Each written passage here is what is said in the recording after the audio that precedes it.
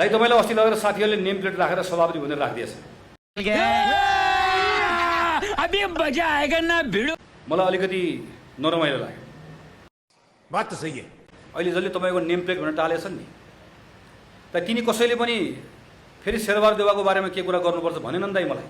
क्या बात कर रहे हैं? हामीलाई मिलाए पुग्छ भने दाइ।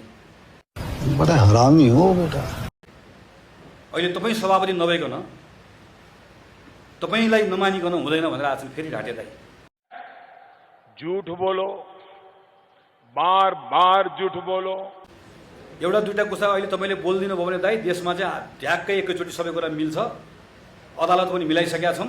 अरे बाप रे, ये तो धोती खोल रहा है। दाइ ढाँटे दाइ। दाइ तपाईँलाई टिकट नदिकन म चुनाव लड्दिनँ भन्न मसँग कोही पनि आएन।